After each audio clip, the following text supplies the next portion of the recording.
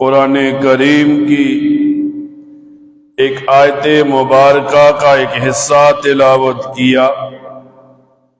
اللہ رب العزت ایمان والے مسلمانوں کو حقیقی مومن بننے کی دعوت دے رہے ہیں کہ دنیا کے اندر ایک آدمی مسلمان تو ہے، مومن تو ہے، لیکن حقیقی طور پر وہ مسلمان اور مومن کیسے بنے؟ جب ایک بندہ اپنے آپ کو مسلمان کہتا ہے تو شریعت مطہرہ اس کے سامنے دین اسلام کے 5 حصے بنا کر رکھ دیتی ہے کہ ان 5 حصوں پر عمل کرنے والا ہی حقیقی مومن کہلاتا ہے۔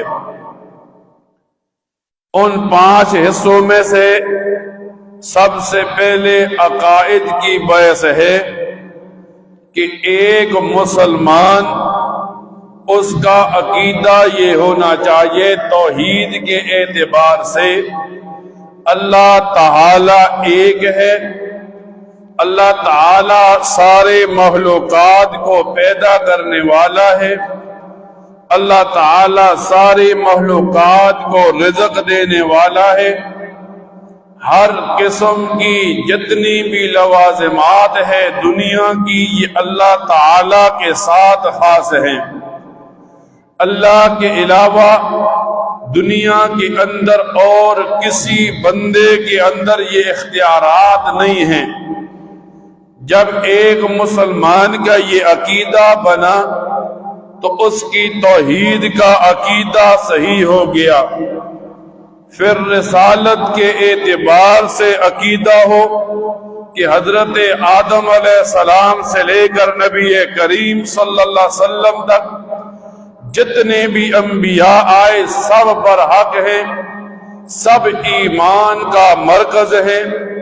پھر نبی کریم صلی اللہ علیہ وسلم اللہ کے آخری رسول ہے۔ پھر کتابوں کے اعتبار سے اللہ تعالی نے جتنے صحیفے نازل کیے، جتنی کتابیں زبور، تورات، انجیل، قرآن کریم نازل کیا، سب کتابوں کو حق مان پر ان پر ایمان لائے تو کتابوں کا ایمان مکمل ہو گیا۔ جتنے اللہ تعالی کے فرشتے ہیں سارے فرشتوں کو اللہ تعالی کی نورانی مخلوقات مان لے تو اس کا فرشتوں کے بارے میں عقیدہ صحیح ہو گیا۔ صحابہ کرام کو معیار حق مان لے، ایمان کا مرکز اور معیار مان لے تو صحابہ کرام کے بارے میں اس کا عقیدہ صحیح ہو گیا۔ پھر موت کے بعد قبر کی زندگی کو، قبر کے بعد حشر کی زندگی کو مان لے تو بعث بعد الموت کا عقیدہ صحیح ہو گیا۔ ایک مسلمان کا عقیدہ صحیح ہو تو اللہ کے ہاں اعمال جلدی قبول ہوتے ہیں۔ فرمایا دوسرا حصہ عبادات بنا دیا۔ مسلمان غریب ہے، امیر ہے، نماز کو فرض قرار دیا، رمضان آیا روزوں کو فرض قرار دیا، اگر مالدار ہے حج کو فرض قرار دیا، زکوٰۃ کے دن آ گئے زکوٰۃ کو فرض قرار دیا۔ یہ ایک مسلمان کے سامنے دین اسلام کا دوسرا حصہ عبادات آ گیا۔ پھر تیسرا حصہ معاملات ہے۔ ایک بندہ جب بے شراء کرتا ہے، خرید و فروخت کرتا ہے تو حلال و حرام کا علم ہونا، جائز و ناجائز کا علم ہونا، ان چیزوں کو معاملات کہتے ہیں۔ چوتھا دین اسلام کا حصہ معاشرت ہے۔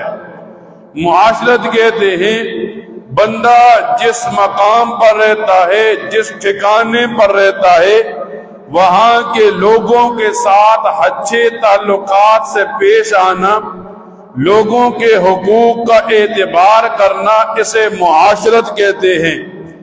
پانچواں دین اسلام کا حصہ اخلاق ہے کہ لوگوں کے ساتھ اچھے اخلاق سے پیش آنا۔ نبی کریم صلی اللہ علیہ وسلم کی زندگی کو پڑھیں، آپ مسلمانوں کے ساتھ تو اچھے پیش آتے ہیں، آپ کفار اور دشمنوں کے ساتھ بھی درگزر کا معاملہ کرنے والے نظر آتے ہیں۔ ایک